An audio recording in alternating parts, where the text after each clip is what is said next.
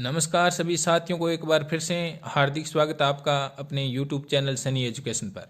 जिस प्रकार हमने विज्ञान के 1000 प्रश्नों की टेस्ट सीरीज शुरू की थी, उसके अभी तक 4 वीडियो आ चुके हैं। उन वीडियो को आपने बहुत प्यार दिया, इसलिए उनको देखते हुए मैंने साइकोलॉजी के बहुत ही महत्वपूर्ण 100 प्रश्नों का एक वीडियो और तैयार किया गया है। इस वीडियो में बहुत ही महत्वपूर्ण प्रश्न लिए हैं। ये प्रश्न आप मेरे साथ में कीजिए और अपनी तैयारी को परखें। तो शुरू करते हैं आज का महत्वपूर्ण वीडियो, महत्वपूर्ण प्रश्न। आप भी साथ साथ में करते जाइए। पहला प्रश्न है हमारे पास, शिक्षा ही जीवन है तथा जीवन ही शिक्षा है। तो ये परिभाषा किसने दी है? तो इसका आंसर हमारे पास हो जाएगा जॉन लॉक ने ये परिभाषा दी है। तो आप कमेंट बॉक्स में ज़रूर बताएं कि आपके कितने सही हुए हैं। 2 नंबर प्रश्न है, बालकों को किसी भी अवस्था में कुछ भी सिखाया जा सकता है। तो इसका आंसर क्या हो जाएगा हमारे पास? ब्रूनर ने कहा था कि बालकों को किसी भी अवस्था में कुछ भी सिखाया जा सकता है।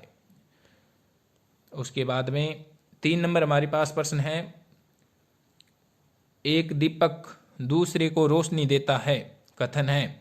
एक दीपक दूसरे को रोशनी देता है, कथन किसका है? तो यह कथन टैगोर का है। उसके बाद में 4 नंबर हमारे पास प्रश्न है, शेषावस्था काम प्रेम आत्म प्रेम की भावना पर आधारित है।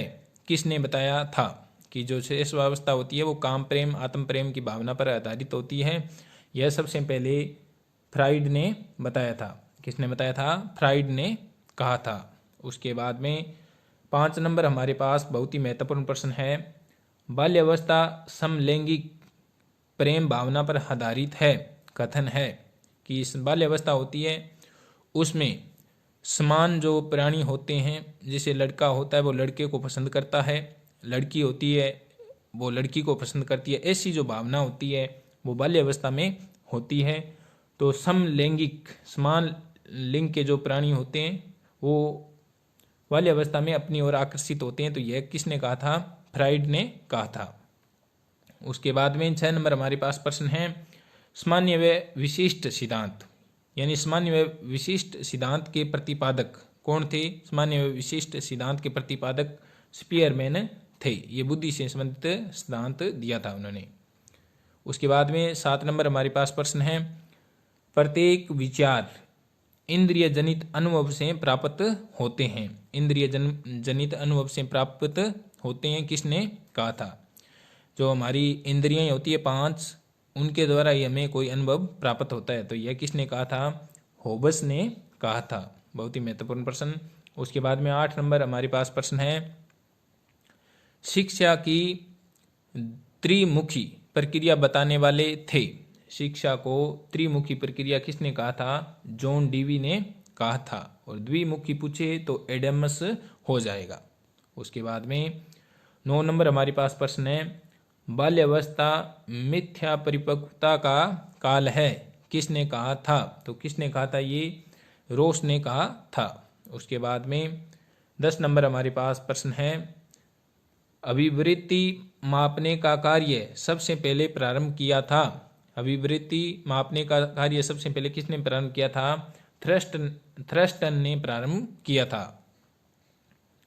उसके बाद में 11 नंबर प्रश्न है हमारे पास, एक रोगी को खुली जगह, नदी पार करने, पहाड़ चढ़ने, सुन्नी या अंधेरी जगह पर जाने से डर लगता है, वहाँ रोग उत्पन्न होता है। तो वह रोग कौन सा है? तो कौन सा रोग होता है? यह भित्ति रोग होता है, जो व्यक्ति को आंतरिक रूप से डराता है। उसके बाद में 12 नंबर प्रश्न है हमारे पास, बालक के जन्म के समय उसका मन मोम के समान होता है, यह कथन किसका है? तो सभी अपने अपने कमेंट बॉक्स में उत्तर दें कि यह किसका कथन है? जॉन लॉक का। उसके बाद में 13 नंबर हमारे पास प्रश्न है, शिक्षा में मनोविज्ञान का दृष्टिकोण रखा था। तो शिक्षा में सबसे पहले मनोविज्ञान को शामिल करने का दृष्टिकोण किसने रखा था? रूसो ने रखा था। उसके बाद में 14 नंबर हमारे पास प्रश्न है, मनोविज्ञान का अतीत तो बहुत लंबा है लेकिन इतिहास बहुत कम है, किसने कहा था? तो यह किसने कहा था? एबिंगहॉस ने कहा था। उसके बाद में विलियम वुंट से पहले मनोविज्ञान तो बहुत था लेकिन कोई भी मनोवैज्ञानिक नहीं था, कथन है। तो यह कथन किसका है? बोरिंग का यह कथन है। उसके बाद में व्यक्ति की महानता का कारण उसका वंशानुक्रम है, यह कहा था कि जो व्यक्ति होता है उसकी महानता का कारण उसके माता पिता या दादा दादी नाना नानी से उसका प्रभाव होता है। तो यह किसने कहा था? गाल्टन ने कहा था। उसके बाद में 17 नंबर हमारे पास प्रश्न है, केस स्टडी मेथड किसने दी थी? तो केस स्टडी मेथड किसने दी थी? टाइडमैन ने दी थी। उसके बाद में व्यक्तिगत विभिन्नता का सर्वप्रथम अध्ययन किसने किया था? जो व्यक्तिगत विभिन्नता है उसका अध्ययन सर्वप्रथम गाल्टन ने किया था। उसके बाद में 19 नंबर हमारे पास प्रश्न है, व्यक्तिगत विभिन्नता ही वंशानुक्रम तथा वातावरण पर आधारित होती है, यह कहा था। तो जो व्यक्तिगत विभिन्नता होती है वो वंशानुक्रम तथा वातावरण पर आधारित होती है, यह किसने कहा था? वुडवर्थ ने कहा था।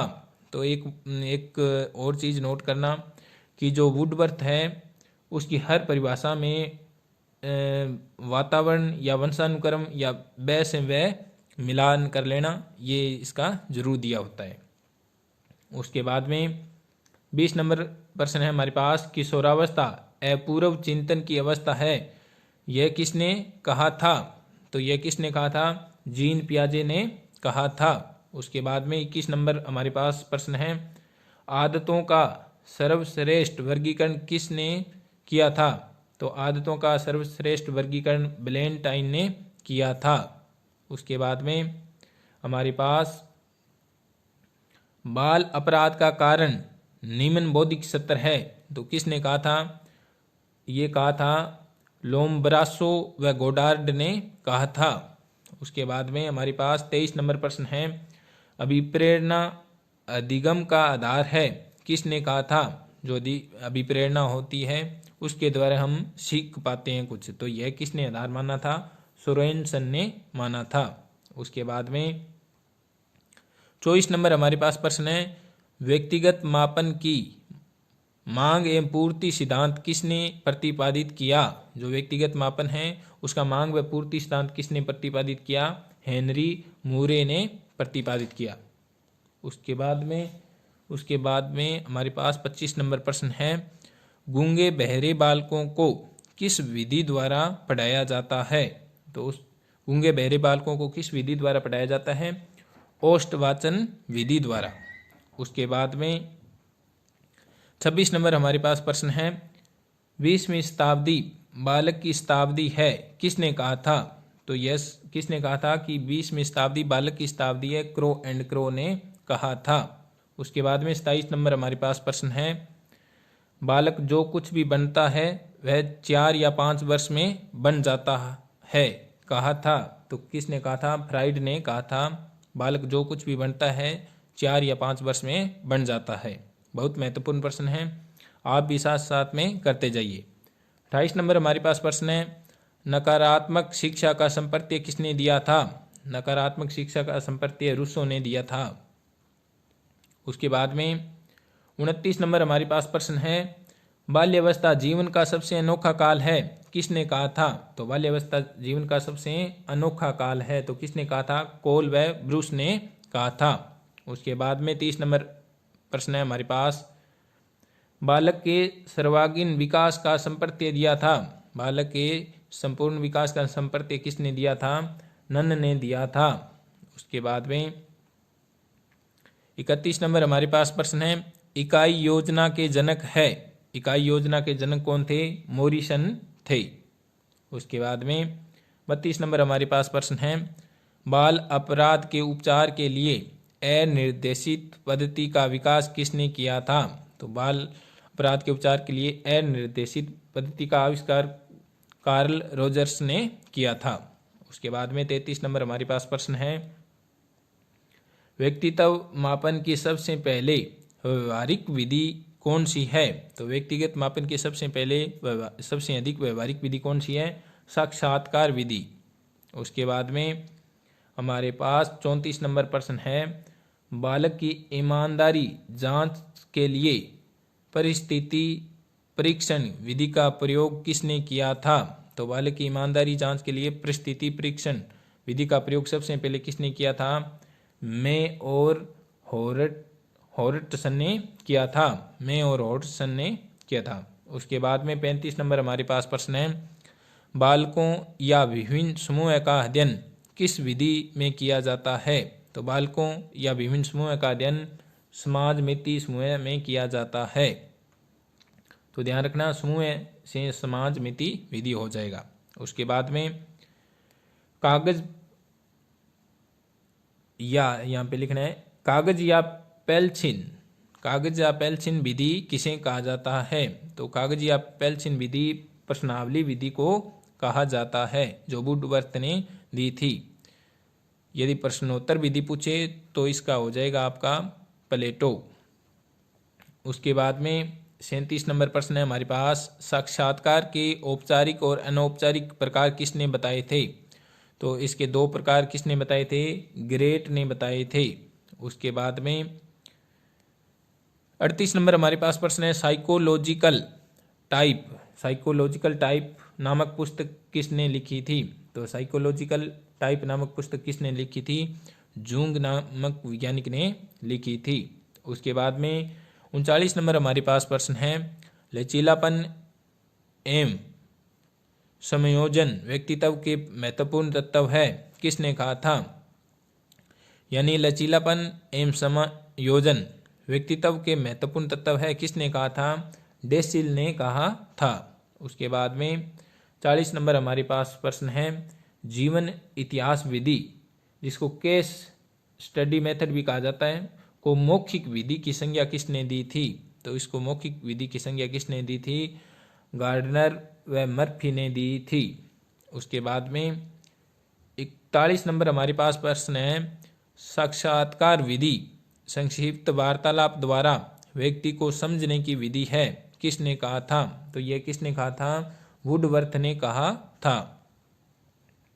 उसके बाद में 42 नंबर हमारे पास प्रश्न है, व्यक्तिगत के व्यापक सिद्धांत का वर्णन किसने किया था? तो व्यक्तिगत या व्यक्तित्व के व्यापक सिद्धांत का वर्णन किसने किया था?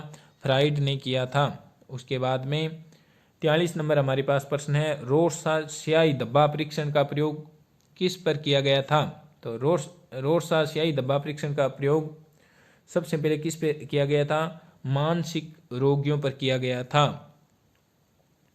उसके बाद में 44 नंबर हमारे पास प्रश्न है, व्यक्तित्व का वर्गीकरण सबसे पहले किसने किया था? तो व्यक्तित्व का वर्गीकरण सबसे पहले हिप्पोक्रेटस ने किया था। उसके बाद में 45 नंबर हमारे पास प्रश्न है, किस मनोवैज्ञानिक ने बुद्धि लब्धि के आधार पर व्यक्तित्व का वर्गीकरण किया? तो किस मनोवैज्ञानिक ने बुद्धि के आधार पर व्यक्तित्व का वर्णन किया? टर्मन ने किया था।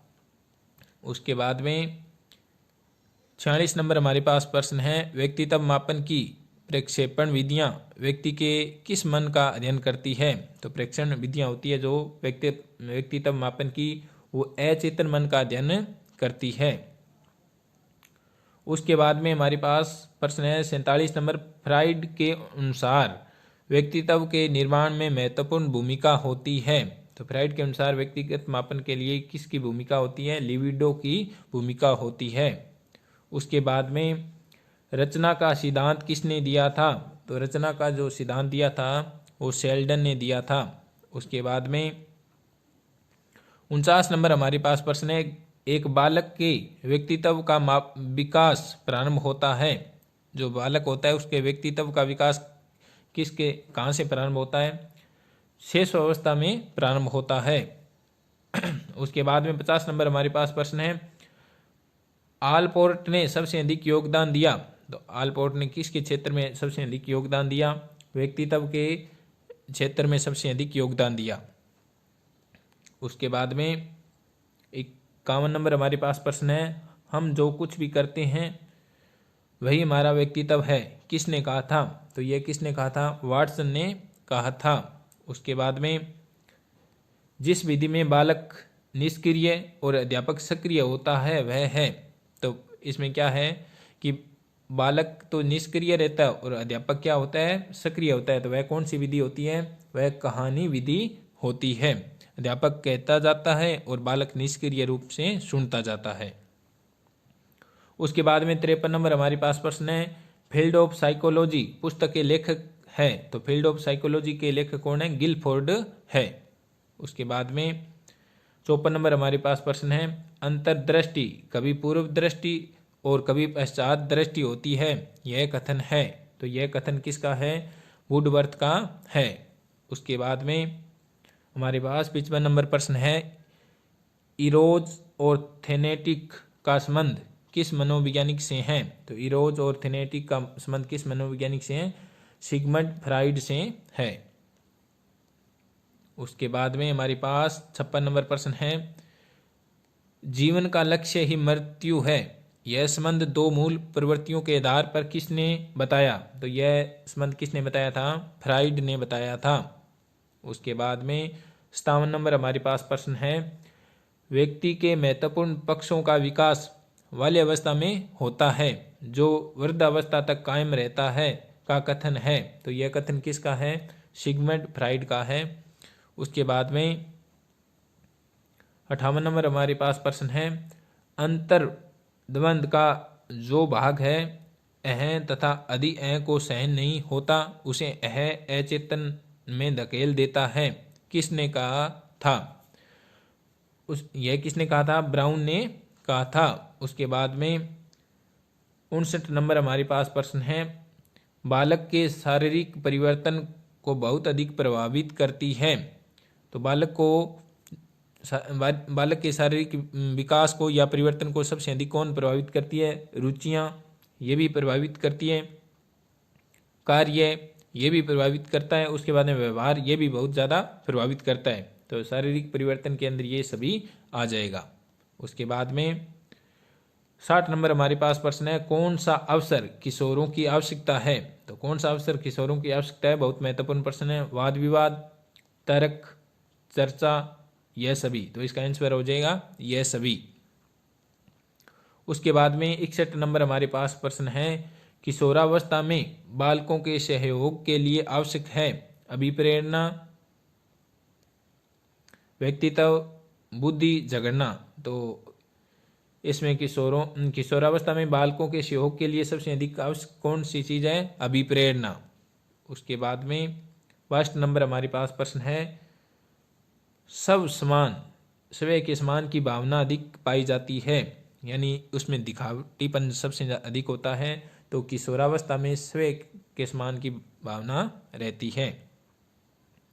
इसमें ये भावना रहती है कि मैं सबसे अलग दिखूं, मेरा ही समान हो, तो ये इस प्रकार की भावना किशोरावस्था में होती है। उसके बाद में 63 नंबर हमारे पास प्रश्न है, व्यक्तिगत भिन्नता के कारक सदैव ही होते हैं, तो व्यक्तिगत भिन्नता के कारक क्या होते हैं? सदैव पर्यावरण, वंशागत, उपयुक्त, दोनों, तो इसमें दोनों ही व्यक्तिगत भिन्नता के कारक सदैव होते हैं। उसके बाद में 64 नंबर हमारे पास प्रश्न है, किशोरावस्था बड़े संघर्ष, तनाव, तूफान, विरोध की अवस्था है, तो यह किसने कहा था? स्टैनले हॉल ने कहा था। उसके बाद में सीखना ही विकास की प्रक्रिया है, किसने कहा था? सीखना ही विकास की प्रक्रिया है, तो किसने कहा था? वुडवर्थ ने कहा था। उसके बाद में 66 प्रश्न है हमारे पास, सामाजिक अधिगम का सिद्धांत दिया था, तो सामाजिक अधिगम का सिद्धांत किसने दिया था? अल्बर्ट बंडूरा ने दिया था। उसके बाद में 67 हमारे पास प्रश्न है, अधिगम होता है, तो अधिगम कहाँ पे होता है? विद्यालय में बिल्कुल होता है, विद्यालय के बाहर बिल्कुल होता है, दोनों जगहों पर, तो इसका आंसर हो जाएगा दोनों जगहों पर अधिगम होता है। उसके बाद में 68 नंबर प्रश्न है हमारे पास, व्यवहार में परिवर्तन होना ही अधिगम है, यानी जैसे व्यक्ति के व्यवहार में कोई परिवर्तन होता है तो वह कुछ न कुछ जरूर सीखता है। तो यह किसने कहा था? गिलफोर्ड ने कहा था। उसके बाद में 69 प्रश्न है हमारे पास, किसी व्यक्ति का अधिगम होता है जीवन पर्यंत, जन्म के 2 वर्ष तक, जन्म से 10 वर्ष तक कभी भी नहीं। तो इसका क्या हो जाएगा हमारे पास? व्यक्ति का जो अधिगम होता है वो जीवन पर्यंत चलता रहता है। उसके बाद में 70 नंबर हमारे पास प्रश्न है, अधिगम विकास का प्रक्रम है, यह कथन किसका है? तो अधिगम विकास का प्रक्रम है, किसने कहा था? वुडवर्थ ने कहा था। उसके बाद में 71 नंबर हमारे पास प्रश्न है, प्रशिक्षण एवं अनुभव के द्वारा व्यवहार में होने वाले परिवर्तन को अधिगम कहते हैं, यह कथन किसका है? तो प्रशिक्षण एवं अनुभव के द्वारा व्यवहार में जो परिवर्तन होता है उसी को अधिगम कहते हैं। तो यह परिभाषा किसने दी थी? गेट्स ने दी थी। उसके बाद में 72 नंबर हमारे पास प्रश्न है, क्षेत्रीय सिद्धांत किसने दिया था? तो क्षेत्रीय सिद्धांत किसने दिया था? कुर्ट लेविन ने दिया था। उसके बाद में हमारे पास 73 नंबर प्रश्न है, किसको अधिगम सिद्धांतों पर अग्रणी कार्य करने के लिए नोबेल पुरस्कार दिया गया था? तो किसको दिया गया था? अधिगम के सिद्धांतों पर कार्य करने के लिए इयान पावलोव को दिया गया था। उसके बाद में इयान पावलोव को अधिगम क्षेत्र में नोबेल पुरस्कार का प्रदान किया गया। तो उनको कब प्रदान किया गया था? अधिगम क्षेत्र में कार्य करने के लिए एकमात्र मनोवैज्ञानिक थे जिनको नोबेल पुरस्कार दिया गया था। कब दिया गया था? 1904 के अंदर।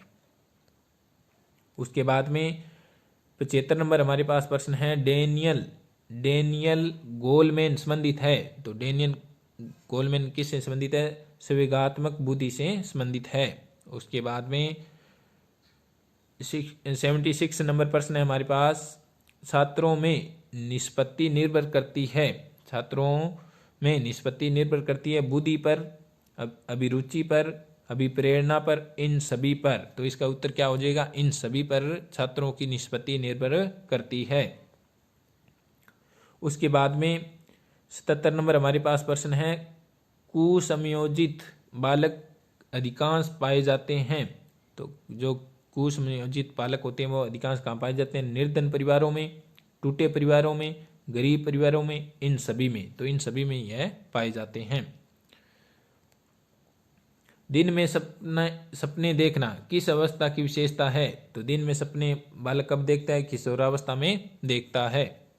तो उसके बाद में 79 नंबर हमारे पास प्रश्न है, एक 8 वर्षीय बालक अपने छोटे भाई की तरह घुटने पर चलता है, यह उदाहरण है। तो यह उदाहरण किसका है? प्रतिगमन का उदाहरण है। उसके बाद में 80 नंबर हमारे पास प्रश्न है, बालक के मानसिक स्वास्थ्य को प्रभावित करते हैं वंशानुक्रम का प्रभाव, परिवार का विघटन, शारीरिक दोष, यह सभी। तो यह सभी क्या है? बालक के मानसिक स्वास्थ्य को प्रभावित करते हैं। उसके बाद में हमारे पास 81 नंबर प्रश्न है, संवेदना के कितने लक्षण होते हैं? तो संवेदना के कितने लक्षण होते हैं? 4 लक्षण होते हैं। उसके बाद में संवेदना का लक्षण नहीं है बुद्धि, अवधि, व्यापकता, गुण। तो कौन सा संवेदना का लक्षण नहीं है? 4 लक्षण होते हैं, तो बुद्धि इसका लक्षण नहीं है। उसके बाद में 83 नंबर हमारे पास प्रश्न है, अवधान व रुचि एक ही वस्तु को देखने के 2 भिन्न तरीके हैं, जैसे एक सिक्के के 2 पहलू होते हैं, यह कथन है। अवधान व रुचि एक ही वस्तु को देखने के 2 भिन्न तरीके हैं, जैसे एक सिक्के के 2 पहलू, यह कथन है। तो यह कथन किसका है? रोस का है। उसके बाद में 84 नंबर प्रश्न है हमारे पास, जिस विधि के द्वारा बालक को आत्म निर्देशन के माध्यम से बुरी आदतों को छुड़ाने का प्रयास किया जाता है वह विधि है। तो वह विधि कौन सी है? आत्म निर्देशन विधि। उसके बाद में 85 नंबर हमारे पास प्रश्न है, बालक समाजीकरण को सर्वप्रथम कहाँ से सीखता है? तो बालक में समाजीकरण का सबसे पहले विकास कहाँ से होता है? परिवार से। उसके बाद में 86 नंबर हमारे पास प्रश्न है, समाजीकरण की प्रक्रिया का सबसे महत्वपूर्ण साधन है। तो समाजीकरण की प्रक्रिया का सबसे महत्वपूर्ण साधन कौन सा होता है? अनुकरण। उसके बाद में 87 नंबर हमारे पास प्रश्न है, समृद्धि के कितने तत्व होते हैं? समृद्धि के कितने तत्व होते हैं? 4 तत्व होते हैं। उसके बाद में 88 प्रश्न है हमारे पास, पूर्व सीखे गए ज्ञान का प्रत्यक्ष उपयोग ही स्मृति है, किसने कहा था? यानी पहले से सीखे गए ज्ञान का प्रत्यक्ष उपयोग ही स्मृति है, यह किसने कहा था? वुडवर्थ ने कहा था। उसके बाद में 89 नंबर हमारे पास प्रश्न है, चरित्र आदतों का पुंज है, किसने कहा था? तो यह किसने कहा था? सैमुअल ने कहा था कि चरित्र होता है वो आदतों का पुंज है। उसके बाद में 90 नंबर हमारे पास प्रश्न है, अभिवृत्ति होती है। अभिवृत्ति क्या होती है? ये क्या होती है? अर्जित होती है। उसके बाद में 91 नंबर हमारे पास प्रश्न है, एक बच्चा सदैव दूसरों के प्रति सहानुभूति दिखाता है, यह आदत कहलाती है। एक बच्चा है वो सदैव दूसरों के प्रति सहानुभूति दिखाता है, तो वह आदत क्या कहलाती है? भावना संबंधी आदत कहलाती है। उसके बाद में एक बच्चे में बेईमानी और चोरी की आदत विकसित हो जाती है, वह बच्चा अन्य बच्चों से जिस दृष्टिकोण से भिन्न है वह है। तो वह बच्चा अन्य बच्चों से किस गुण के आधार पर भिन्न है? नैतिकता के आधार पर भिन्न है। उसके बाद में 93 हमारे पास प्रश्न है, निम्नलिखित में से कौन सा चोरी का कारण नहीं हो सकता? तो कौन सा चोरी का कारण नहीं हो सकता? अभिभावकों का नियंत्रण में अनुशासन,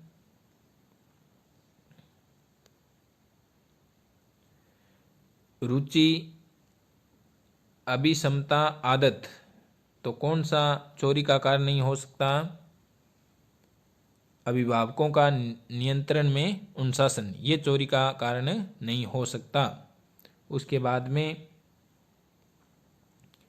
94 हमारे पास प्रश्न है, छात्रों में चोरी करने की आदत को कैसे दूर किया जा सकता है? उदाहरण देकर, पारितोषित करके, ताड़न देकर, सजा देकर। तो बालकों में जो चोरी की आदत को दूर कर सकते हैं तो उनको उदाहरण देकर। उसके बाद में हमारे पास 95 प्रश्न है, बुलिमिया है। बुलिमिया क्या चीज़ है? भोजन ग्रहण विकृति होती है। उसके बाद में 96 नंबर हमारे पास प्रश्न है, जिन बालकों की शैक्षिक उपलब्धि अपनी आयु के अन्य बालक से निम्न रहती है कहलाते हैं। तो क्या कहलाते हैं? वो पिछड़ा बालक।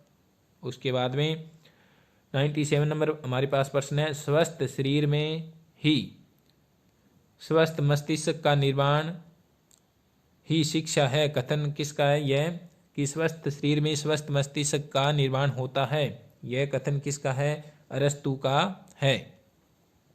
उसके बाद में 98 नंबर प्रश्न है हमारे पास, एक बालक प्रतिदिन कक्षा से भाग जाता है, वह बालक है। तो वह बालक क्या है? समस्यात्मक बालक की श्रेणी में वो आएगा।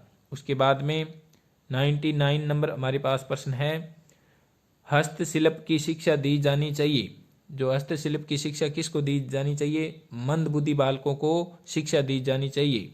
उसके बाद में हमारे पास आज के वीडियो का लास्ट प्रश्न 100 नंबर प्रश्न है, स्कूल से भागने वाले बालक के अध्ययन की सर्वाधिक उपयोगी विधि है। जो बालक स्कूल से भाग जाते हैं उनके अध्ययन के लिए सबसे उपयोगी विधि कौन सी है? केस स्टडी विधि, जीवन इतिहास विधि। यानी उस बालक के जो भी बैकग्राउंड है उसका अध्ययन हमें करना पड़ेगा। तो आज का वीडियो कैसा लगा ये कमेंट बॉक्स में ज़रूर बताएं। यदि वीडियो पसंद आया तो वीडियो को लाइक करें, अपने मित्रों में ज़्यादा से ज़्यादा शेयर करें ताकि उनको भी इसका लाभ हो सके। साथ में इस प्रकार के प्रश्नों की PDF प्राप्त करने के लिए हमारे टेलीग्राम ग्रुप को और ज्वाइन कर लें और हमारे चैनल को सब्सक्राइब